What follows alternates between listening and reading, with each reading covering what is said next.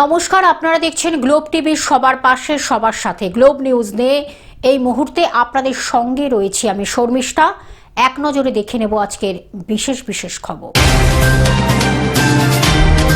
হাইকোর্টের নির্দেশে voice sample দিতে বিধাননগর আদালতে অভিষেক। 21শে জুলাই মমতা বন্দ্যোপাধ্যায়কে শহীদ মিনারে যোগ দিতে আহ্বান কংগ্রেসের। আগাম জামিন চেয়ে হাইকোর্টে অনুব্রত মণ্ডল। উড কার্ভিং শিল্প বাঁচানোর লড়াই পিতা পুত্রের। রাজ্য সরকারের নির্দেশ অনুযায়ী মালদা ইসকন রথ কমিটিকে আর্থিক সহায়তা প্রদান। অরণ্য সপ্তাহের শুরুতেই চুঁচুড়ার বৃক্ষরোপণের কর্মসূচি। বিডিও অফিসের সামনে তুমুল বিক্ষোভ। কলকাতায় ফিরতে চলেছেন পুনর্বাসিত লেখিকা তসলিমা নাসরিন। মালদা সীমান্তের একাধিক গ্রামে নেওয়া হলো বেশ কিছু উন্নয়ন পরিকল্পনা। ইংল্যান্ডের বিরুদ্ধে ভারতের জয়। আবহাওয়ার পূর্বাভাস।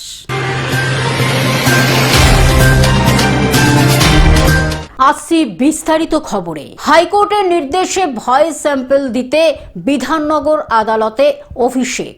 হাইকোর্টের নির্দেশে আজ অভিষেক বন্দ্যোপাধ্যায়ের ভয়েস স্যাম্পল দেওয়ার দিন। আজ কি কণ্ঠস্বরের নমুনা দিতে যাবেন অভিষেক বন্দ্যোপাধ্যায়? অসহযোগিতা করলে রক্ষা কবচ কারার ও হুঁশিয়ারি দিয়েছে আদালত।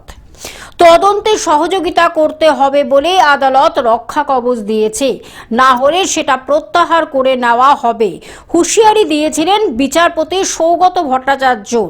এর আগে ডিজে মন্তব্য মামলায় পর দুবার কণ্ঠস্বরের নমুনা দেননি অভিষেক। 30শে জুন ও 8ই জুলাই পরপর দুবার গড় হাজির ছিলেন অভিষেক বন্দ্যোপাধ্যায়। সবকিছুর একটা সীমা আছে, বিচারক একটা নির্দেশ জারি করেছে সেটা মানতে বাধ্য। জরিমানার হুঁশিয়ারিও দেন বিচারপতি Sougata Bhattacharya. Bureau report, Globe News. 21শে জুলাই মমতা বন্দ্যোপাধ্যায়কে শহীদ মিনারে যোগ দিতে আহ্বান কংগ্রেসের। 21শে জুলাই মমতা বন্দ্যোপাধ্যায়কে শহীদ মিনারে যোগ দিতে আহ্বান কংগ্রেসের। শহীদ মিনারে 21শে জুলাই পালন করবে প্রদেশ কংগ্রেস। শহীদ মিনারের সভাস্থল পরিদর্শন করলেন শুভঙ্কর সরকার। মমতা বন্দ্যোপাধ্যায়ের 15 বছর সরকারের আমলে বিচার মেলেনি। প্রায়শ্চিত্ত করুন, কংগ্রেসের সঙ্গে যা করেছেন ভুল করেছেন, স্বীকার করুন মমতা বন্দ্যোপাধ্যায়। আক্রমণ শুভঙ্কর সরকারের। Bureau report, Globe news. আগাম জামিন চেয়ে হাইকোর্টে অনুব্রত মণ্ডল। আগাম জামিন চেয়ে হাইকোর্টে অনুব্রত। ইটভাটা মালিকের অভিযোগে অনুব্রতর বিরুদ্ধে এফআইআর। আগাম জামিনের আর্জি খারিজ করে নিম্ন আদালত। আগাম জামিন চেয়ে এবার হাইকোর্টে অনুব্রত মণ্ডল। বিচারপতি তীর্থঙ্কর ঘোষের এজলাসে আর্জি। চলতি সপ্তাহে শুনানির সম্ভাবনা। Bureau report, Globe News. Wood carving শিল্প বাঁচানোর লড়াই পিতা পুত্রের। শহর বসিরহাটের সাইপালা এলাকার বাসিন্দা কলা সরস্বতী শিল্পী তরুণ চন্দ্র এবং তার বাবা প্রখ্যাত উড কার্ভিং শিল্পী সুবল চন্দ্র শেষ মুহূর্তের ব্যস্ততায় দিনরাত এক করে তৈরি করেছেন কাঠের জগন্নাথ, বলরাম ও সুভদ্রার বিগ্রহ। রথযাত্রা উপলক্ষে রথ কমিটির কাছ থেকে শেষ মুহূর্তের বায়না আসে। সময় ছিল হাতে মাত্র 4 দিন। যে কাজ সম্পূর্ণ করতে সাধারণত অত্যন্ত 1 মাস সময় লাগে, সেই কাজই টানা 3 দিন 3 রাত পরিশ্রম করে শেষ করার চ্যালেঞ্জ নিয়েছেন এই পিতা পুত্র জুটি। উড কার্ভিং বা কাঠ খোদাই এমন এক প্রাচীন শিল্প যেখানে ছেনি, বাটালি, হাতুড়ি, ছুরি কিংবা আধুনিক বৈদ্যুতিক যন্ত্রের সাহায্যে কাঠের নকশা, মূর্তি ও নানা ধরনের শৈল্পিক সৃষ্টি করা হয়। ধর্মীয় বিশ্বাস অনুযায়ী জগন্নাথ দেবের বিগ্রহ নির্মাণে নিম কাঠের বিশেষ গুরুত্ব রয়েছে। তরুণচন্দ্র দীর্ঘদিন ধরে এই শিল্প চর্চার সঙ্গে যুক্ত। তার শিল্পকর্মের জন্য দেশের বিভিন্ন প্রান্ত থেকে একাধিক সম্মান ও পুরস্কারও পেয়েছেন। তবে নানান প্রতিকূলতা মধ্যেও হাল ছাত্রে নারাজ তরুণচন্দ্র ও সুবল চন্দ্র। তাদের বিশ্বাস শিল্পীর যথাযথ সম্মান ও প্রাপ্য মূল্য মিলনে মিললে উড কার্ভিং শিল্প আবারও নতুন করে মাথা তুলে দাঁড়াবে। তাই রথযাত্রার বিগ্রহ নির্মাণের পাশাপাশি নিজেদের শিল্প সাধনার মাধ্যমে এই ঐতিহ্যকে আগামী প্রজন্মের কাছে পৌঁছে দেওয়ার লড়াই চালিয়ে যাচ্ছেন বসিরহাটের এই পিতা পুত্র জুটি। দক্ষিণ 24 পরগনা থেকে সৌভাম মণ্ডলের রিপোর্ট, গ্লোব নিউজ। রাজ্য সরকারের নির্দেশ অনুযায়ী মালদার ইসকন রথ কমিটিকে আর্থিক সহায়তা প্রদান। রাজ্য সরকারের নির্দেশ অনুযায়ী মালদা জেলা প্রশাসনের উদ্যোগে মালদা ইসকন এবং চাচল রাজবাড়ী রথ কমিটিকে আর্থিক সহায়তা প্রদান করা হলো। সোমবার আয়োজিত এক অনুষ্ঠানে দুই রথযাত্রা কমিটির হাতে 5 লক্ষ টাকা করে অনুদানের চেক তুলে দেওয়া হয়। মালদা জেলা প্রশাসনিক ভবনের সভাকক্ষে এই অনুষ্ঠানে উপস্থিত ছিলেন মালদার বিজেপি সাংসদ খগেন মুর্মু, ইংলিশ বাজারের বিধায়ক গোপাল চন্দ্র সাহা, বিধায়ক রাজু কর্মকার এবং মালদার জেলা শাসক রাজনবীর সিং কাপুর। তাদের উপস্থিতিতে সংশ্লিষ্ট দুই কমিটির প্রতিনিধিদের হাতে আনুষ্ঠানিকভাবে অনুদানের চেক তুলে দেওয়া হয়। মুখ্যমন্ত্রী শ্রী শুভেন্দু অধিকারী মহাশয়কে অসংখ্য ধন্যবাদ জানাচ্ছি এবং ওনার মন্ত্রী পরিষদে যারা আছেন, এখানে আমাদের ডিএম সাহেব আছেন, আরও মাননীয় মন্ত্রী, আমাদের সাংসদ আছেন, সবাইকে আমি অসংখ্য ধন্যবাদ জানাচ্ছি। আমাদের ইসকনের মালদা ইসকনের যে রথযাত্রা, আজকে এটা হচ্ছে সমস্ত ডিস্ট্রিক্টের মধ্যে সবচেয়ে বড় রথযাত্রা মহোৎসব। জেলা প্রশাসনের পক্ষ থেকে জানানো হয়, রাজ্য সরকারের নির্দেশ মেনে এই আর্থিক সহায়তা প্রদান করা হয়েছে। এর ফলে রথযাত্রা ও সংশ্লিষ্ট ধর্মীয় অনুষ্ঠানের আয়োজন আরও সুষ্ঠু, নিরাপদ ও সুন্দরভাবে পরিচালনা করা সম্ভব হবে।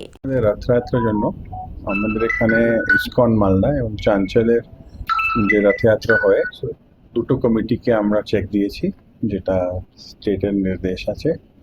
অ্যান্ড আমরা জেলা থেকে ওখানে কিছু ক্যাম্প করবো রাস্তাতে, সো দ্যাট যারা আসবে ওনাদের সহায়তা হবে। মালদা থেকে অভিষেক দাসের রিপোর্ট, গ্লোব নিউজ। অরণ্য সপ্তাহের শুরুতেই চুঁচুড়ায় বৃক্ষরোপণ কর্মসূচি। ভাবনা একসঙ্গে গড়ি সবুজ ভবিষ্যৎ অরণ্য সপ্তাহের শুরুতে চুঁচুড়া ধান্য গবেষণা কেন্দ্রে বৃক্ষরোপণের কর্মসূচিতে যোগ দেয় গ্লোবাল গ্রিন। আর চুঁচুড়া রবীন্দ্র ভবনে মুখ্যমন্ত্রীর ঘোষণা মতো রাজ্য জুড়ে 1,10,00,000 চারাগাছ রোপণের লক্ষ্যমাত্রা নিয়েই স্কুলের ছাত্রছাত্রী ও স্বনির্ভর গোষ্ঠীদের নিয়ে অরণ্য সপ্তাহ উৎসব শুরু হলো। অরণ্য বাঁচানোর আবেদন জানিয়ে সঙ্গীত পরিবেশন করা হয়। অরণ্য সপ্তাহে সূচনা করলেন স্কুলের ছাত্রীদের সাথে জেলা শাসক খুরশিদ আলী কাদরি।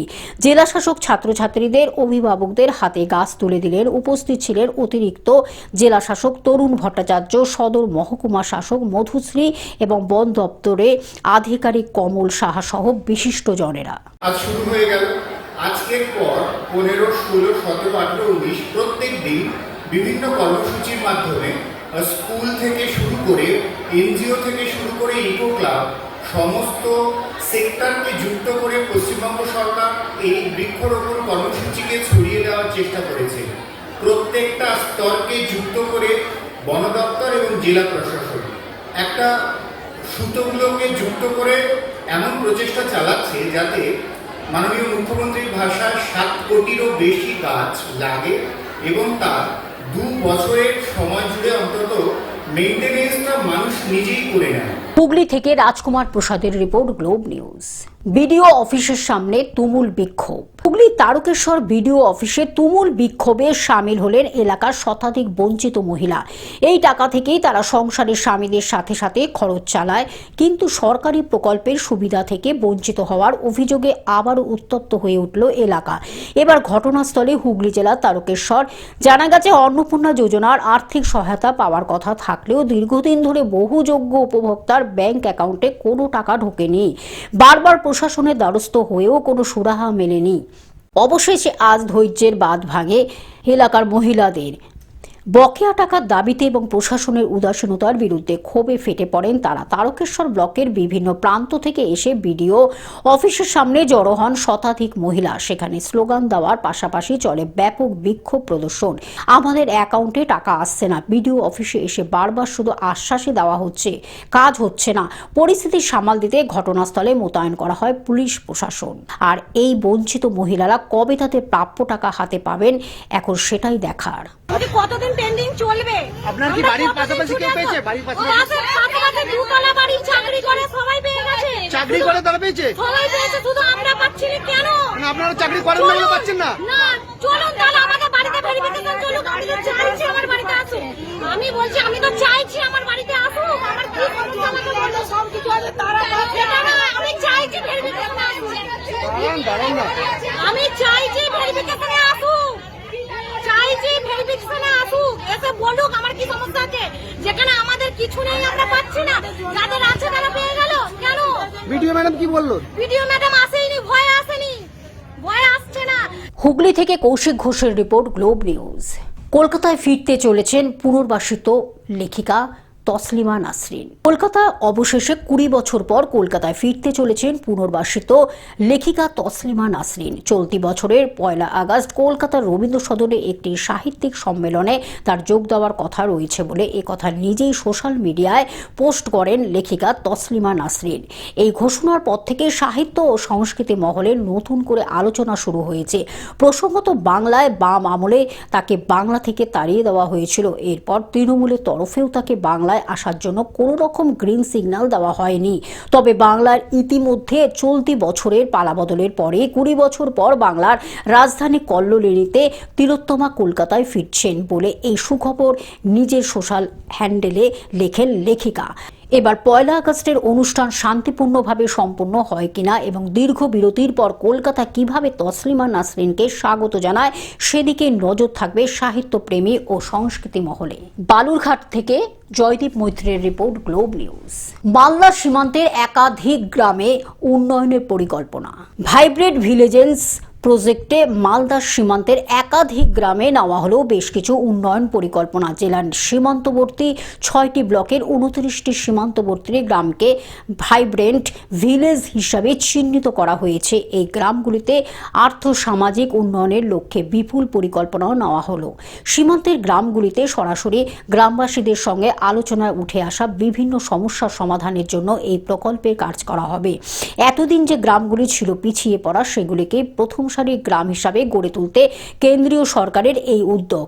আমার গ্রাম আমার কল্পনা, এই শীর্ষক আলোচনা সভা থেকে উঠে আসবে পরিকল্পনা, যেখানে ওপর থেকে কোনো উন্নয়ন পরিকল্পনা চাপিয়ে দেওয়া হবে না, বরং নিজেদের প্রয়োজনীয়তার ভিত্তিতে গ্রামবাসীদের পরামর্শে প্রকল্প তৈরি হবে। আমাদের সম্মানীয় মুখ্যমন্ত্রী এবং দেশের যশস্বী প্রধানমন্ত্রী এই বর্ডার সংলগ্ন একদম পিছিয়ে পড়া গ্রামগুলোকে ভিলেজ ভাইব্রেন্ট 2 আওতায় নিয়ে এসে এই গ্রামকে উন্নয়নের চরম পর্যায়ে নিয়ে যাওয়ার জন্য এবং এখানকার মানুষের চলাচল থেকে শুরু করে তাদের জীবনযাত্রা উন্নত করার জন্য। মালদা থেকে অভিষেক দাসের রিপোর্ট, গ্লোব নিউজ।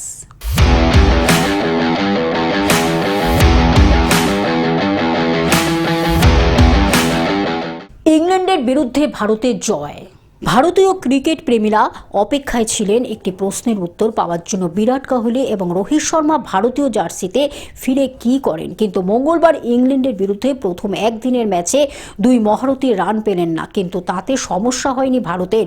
অলরাউন্ডার অক্ষর প্যাটেলের দাপট প্রথম একদিনের ম্যাচে জয় এনে দিল ভারতকে। ইংল্যান্ডের 258 রান তাড়া করতে নেমে 160 রানে 4 উইকেট হারায় ভারত। সেখান থেকে ভারতকে জয় এনে দেয় অক্ষর Patel. Bureau report, Globe news.